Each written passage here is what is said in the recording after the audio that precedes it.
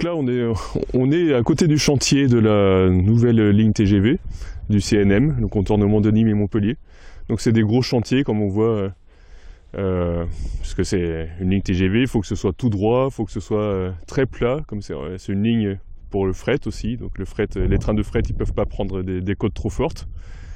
Et puis derrière, on a le chantier de l'autoroute, qui est lui un chantier très gros aussi, puisqu'il est 2 fois 3 voies, les bandes d'arrêt d'urgence, et les ponts, donc ça fait énormément de terre. Et là, c'est la terre qui a été retirée pour les sondages archéologiques, puisqu'on est à un endroit où il y avait des habitations à l'époque romaine.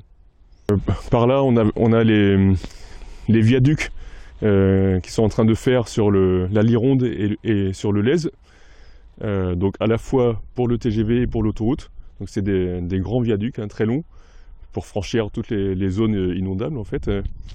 Donc c'est un endroit où ils n'ont pas pu faire... C'était pas envisageable de faire la gare à cet endroit-là, à cause des viaducs. Donc ça a obligé à mettre la gare plutôt par ici. Et plutôt avec l'inconvénient que de l'autre côté, on a le Neg 4, qui est un autre ruisseau, donc qui déborde lui aussi en cas d'inondation, en cas de forte pluie. Et donc la gare va se trouver en fait, si elle se fait, en plein milieu du Neg 4, avec des remblais qui vont réduire le cours du ruisseau sous les parkings, sous le parvis de la gare. Donc ça réduira l'écoulement des eaux, ou alors ils seront obligés de creuser, de canaliser l'eau encore plus, donc ils risquent de déborder du coup dans d'autres secteurs.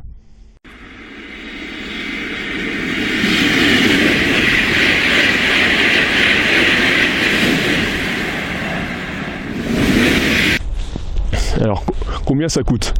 C'est assez compliqué parce qu'en fait, il y a plusieurs projets qui sont plus ou moins couplés. Enfin, on ne sait pas exactement comment les découper. Le contournement de Nîmes et Montpellier coûte à peu près quasiment 2 milliards d'euros. Donc, il va de Saint-Jean-de-Védas à l'ouest de Montpellier jusqu'à Manduel à l'est de Nîmes. Après, on a l'autoroute qui est lui aussi un énorme projet. Alors lui, tout le monde considère qu'il coûte rien, tout simplement parce qu'il est payé par le concessionnaire de l'autoroute, ASF, c'est-à-dire Vinci, alors que l'autoroute actuelle est payée par l'État, donc par les contribuables.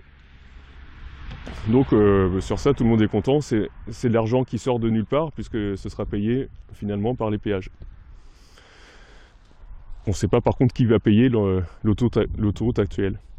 La gare elle-même est annoncée à peu près 150 millions d'euros. Sans doute que ça atteindra facilement dans les 200 millions d'euros parce qu'ils n'ont pas compté dans ce prix le tramway qu'il faudra prolonger jusqu'ici, qui devra traverser l'autoroute actuelle et la nouvelle autoroute en cours de construction, et puis arriver au-dessus des voies de TGV. Faudra sans doute rajouter un échangeur sur l'autoroute actuelle pour que les voitures puissent arriver à la...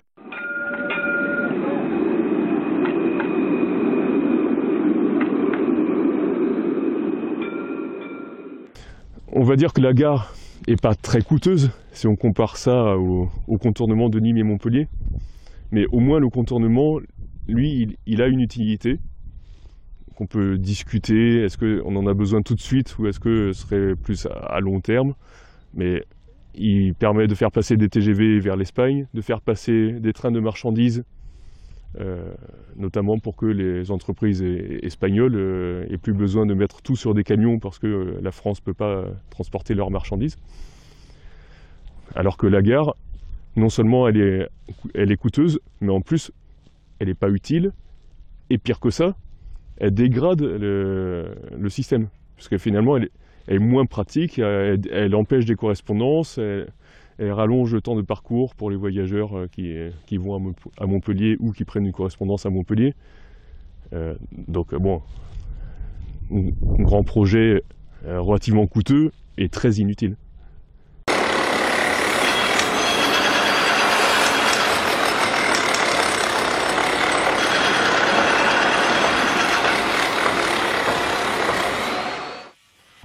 Ce qui justifie cette gare, c'est évidemment pas le transport et les voyageurs, parce que pour les voyageurs, cette gare n'est pas pratique du tout. C'est l'idée qu'on va pouvoir faire une zone de bureau très grande autour, comment il disait, d'ambition européenne, d'envergure européenne, comme si ce serait la seule zone de bureau desservie par le train. Donc il se figure qu'on va pouvoir urbaniser 300 hectares de zones de bureau, ce qui s'appelle le quartier Eauze, comme M. Sorel avait annoncé abandonné puis pas abandonné, ou rebaptisé Montpellier Métropole Numérique. Enfin bon, bref, peu importe comment ça s'appelle, 300 hectares de zones de bureau à construire dans un avenir, on ne sait pas exactement, mais voilà, c'est ça la réelle justification de la gare pour les décideurs. Derrière, qu'est-ce qu'on voit? Des immeubles construits sur la commune de Lattes, parce que la mairie de Lattes, peut-être encore plus vite que la mairie de Montpellier, a décidé d'urbaniser tout ce qu'elle pouvait, de donner des permis de construire à tous les promoteurs. Et donc ces immeubles ont poussé dans les mois qui précèdent, et ils viennent juste d'être habités pour certains. Donc, dans des champs, enfin ce qui était des champs il y a 6 mois encore.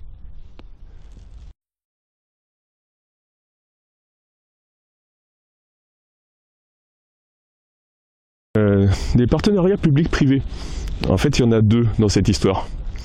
Il y en a un qui a été signé pour la construction du contournement de Nîmes et Montpellier. Donc la voie ferroviaire, LGV et fret. Pour quasiment 2 milliards d'euros. C'était signé avec un consortium qui s'appelle Ogvia, mais en fait, disons que c'est le groupe Bouygues. On peut surtout regretter que l'exploitation sera assez difficile, puisque en échange, il faudra facturer des péages aux trains qui empruntent cette voie. Donc finalement, ça risque d'être difficile à rentabiliser. Combien de gens voudront payer des billets plus chers pour aller plus vite je sais pas, à 7 par exemple, pour gagner quelques minutes? C'est une question. Après, il y a un autre partenariat public-privé qui concerne la gare. Donc il a été signé début février avec le groupe ICAD. Donc ICAD, c'est tout simplement un promoteur, hein. C'est même pas un spécialiste des transports, des gares ou quoi, c'est vraiment un pur promoteur qui a l'intention de rentabiliser en faisant des immeubles de bureaux. Donc c'était signé début février, et il y a un décret qui est passé au gouvernement, qui a approuvé la signature de ce décret. Donc c'était le 11 février, je crois. Ils sont allés très vite. C'est de la précipitation, on va dire. Après, ce qui est pas sûr, c'est qu'il y ait toutes les justifications qui permettent de signer effectivement un PPP. Puisque la loi encadre les cas où il peut y avoir des marchés publics par PPP plutôt que les marchés classiques où il y a un appel à concurrence et puis on prend le meilleur candidat. En général, les PPP sont plus chers, sont plus opaques, posent beaucoup plus de problèmes juridiques. Donc, pour quelles raisons ont-ils eu besoin de faire un PPP sur une gare qui, ma foi, juste une gare avec des quais parallèles, avec un hall de gare au-dessus, avec une salle d'attente, avec tout ce qu'a une gare. Ça, on n'a aucun élément, ça semble un peu obscur. La publication du décret a permis de connaître le contrat, puisque le contrat a été publié en annexe du décret, mais les annexes du contrat, elles, n'ont pas été publiées. Or, c'est clair que les annexes du contrat ont exactement la même valeur légale que le contrat lui-même. En général, les annexes sont beaucoup plus importantes en volume que le contrat lui-même. S'il y a 20 pages de contrat, il y a peut-être 300 pages d'annexes. Et donc ça, c'est quelque chose qui est en général gardé bien secret, ou quand c'est publié en retard et en masquant tous les éléments qui peuvent être intéressants, notamment le prix. Combien RFF, qui s'appelle maintenant SNCF Réseau, va payer au promoteur ICAD, dans quel cas ils vont payer, qu'est-ce qui se passe s'il y a un retard de l'un, de l'autre, s'il y a un empêchement qui fait que le projet ne peut pas se faire, si on s'aperçoit que c'était une erreur qu'il faut arrêter, bon, tout ça c'est souvent détaillé dans les annexes. Et donc si on n'a pas les annexes, ou si on a des annexes où c'était expurgé, ils ont enlevé les formules de calcul, et ben au niveau démocratique c'est un vrai problème. Et ça cache un vrai problème financier, c'est-à-dire qu'on fait payer très cher à des institutions publiques pour finalement des profits privés, sous prétexte que ça permet d'aller plus vite ou que simplement c'est un problème de trésorerie, ça permet de... Non, l'institution publique n'a pas eu besoin officiellement d'emprunter, et c'est juste engagé à payer des loyers pour plus tard.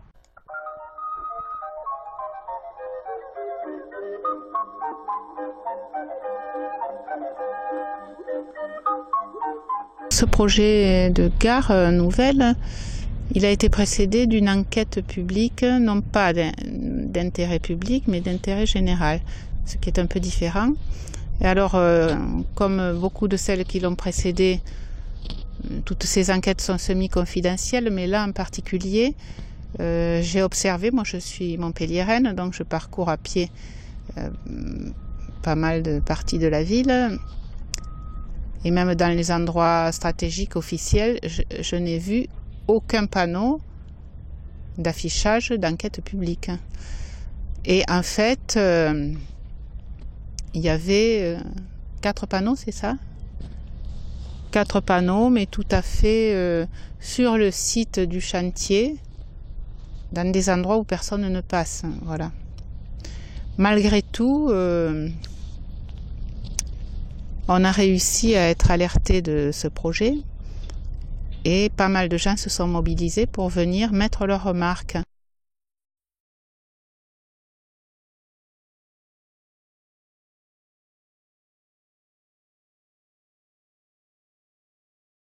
Beaucoup fortement argumenté avec vraiment des dossiers sur plusieurs domaines, donc plusieurs types d'argumentation, que ce soit le problème de l'eau, inondation, de la préservation des nappes, le problème de la zone agricole qui allait être détruite. Et effectivement, là, je me trouve sur le chantier et quand je vois tous ces champs promis à la destruction, certains, la plupart déjà détruits, c'est vraiment épouvantable. Donc à proximité du château de la Maugère et divers masses historiques avec leur parc, c'est vraiment un gros saccage.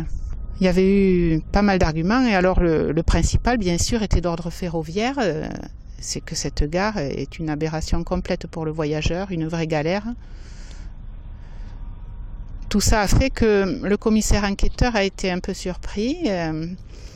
Il a effectivement approuvé pas mal de nos arguments, mais malgré ce, on n'a pas compris pourquoi il avait déclaré le projet, malgré tout, favorable, sans aucune réserve.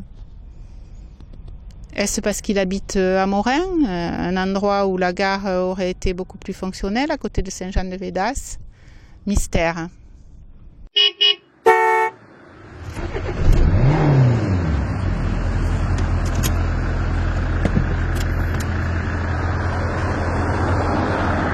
Si cette gare voit le jour, je ne sais pas si elle sera beaucoup utilisée, parce que franchement, débarquer d'un train après un long voyage, puisque ces lignes, normalement, même si elles sont ultra rapides, c'est pour faire des grands voyages. S'il faut encore avoir 40 minutes pour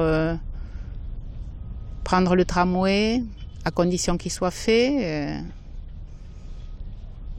ou alors il faudra prendre un taxi, ou il faudra prendre la voiture. Effectivement, il est prévu des grands parkings, 1600 places dans un premier temps, 3000 superposées par la suite. Ça veut dire qu'à l'heure où on parle du changement climatique et des mesures d'urgence pour limiter les transports routiers, eh bien ici à Montpellier on fait exactement le contraire. On fait une gare qui ne sera surtout accessible qu'en voiture.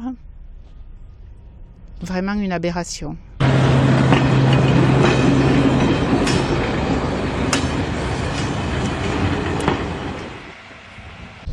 En réalité, ce qui avait été prévu en 2005, lors de la déclaration d'utilité publique du contournement de Nîmes-Montpellier,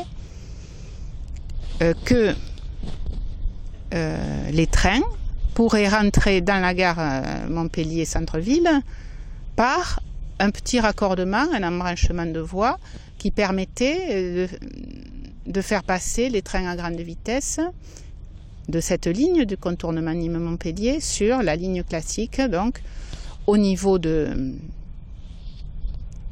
Saint-Bresse, donc, et de rentrer donc sans problème dans la gare. Un simple aiguillage, quoi. Un petit embranchement et un aiguillage à l'endroit où les deux voies étaient très proches. Et on s'attendait à ce que ça suffise. Voilà.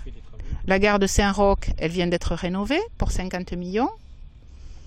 Donc, normalement, elle dessert toute la région, des petites villes et des plus grandes qui sont sur le parcours de la ligne classique. Certaines que ne desservent pas les TGV, comme Agde par exemple. Donc la solution idéale, c'est cet embranchement.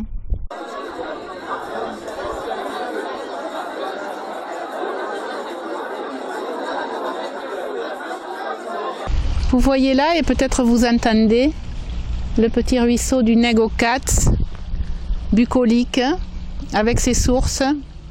Et vous verrez autour les champs de blé qui sont en partie inondés. Donc en fait, ce qui va se passer, c'est que il y a l'autoroute, la nouvelle autoroute et la ligne TGV fret qui passe au-dessus de ce ruisseau. Par contre, c'est exactement l'endroit où ils ont prévu de faire la gare. Donc la gare, le parvis de la gare, le parking de la gare, et donc tout ça, eh ben, ils ont prévu de faire simple, c'est simplement des remblais. Donc il y a énormément de remblais autour de ce ruisseau, qui a l'air de rien, comme ça, quand il ne pleut pas. Par contre, dès qu'il se met à pleuvoir fortement, ce qui arrive quand même assez régulièrement dans la région, ça se met à déborder de partout. Donc actuellement, autour, on voit que c'est plat, donc l'eau déborde, elle inonde les champs, c'est pas très grave. Mais une fois que ce sera tout canalisé, on aura l'eau qui soit débordera en amont de la gare, soit ils auront tout canalisé de façon tellement efficace que l'eau ira beaucoup plus vite en aval et elle inondera à peu près comme elle a déjà fait fin septembre, là, le 29 septembre 2014, où elle a inondé en aval de ce ruisseau. Le ruisseau Negocats traverse la route de l'aéroport. Et donc à cet endroit-là, la route a été inondée en inondant aussi pas mal de voitures. Et puis il y a un embranchement de ce ruisseau qui va vers l'avenue de la Mer, à peu près au niveau de l'hypermarché Auchan. Et donc là aussi, ça a inondé la galerie d'Auchan et puis des commerces dans ce coin-là, qui est aussi promis, lui, à bétonisation dans le cadre du projet Aude. Voilà. Le projet Aude est différent du projet Ose, mais enfin disons qu'ils sont arrivés les deux en même temps, ils sont les deux à peu près dans le même coin et avec les mêmes personnes derrière, puisque c'est l'agglomération de Montpellier, la Serme, etc. La gare Lamogère a pour but de développer l'international en délaissant le national, le régional et le départemental. Mais vu les problèmes économiques actuels et les sommes données par l'État aux collectivités qui ne cessent de baisser, évitons de dépenser inutilement l'argent public.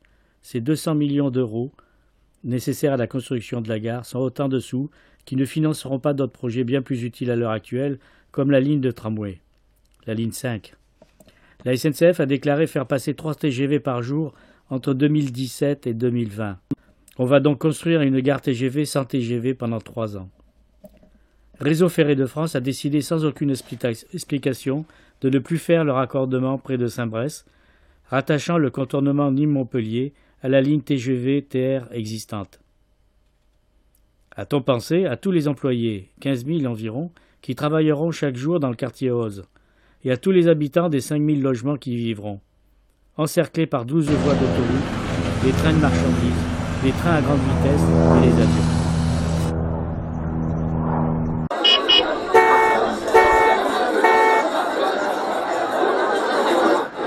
Voilà, nous sommes au château de la Mogère, une folie du XVIIIe siècle. C'était des petits châteaux qui avaient été construits tout autour de Montpellier par des gens riches, bien sûr. Et ça se voulait folie, ça vient de folie en italien, et ça voulait dire petit château sous la feuillée, dans la nature.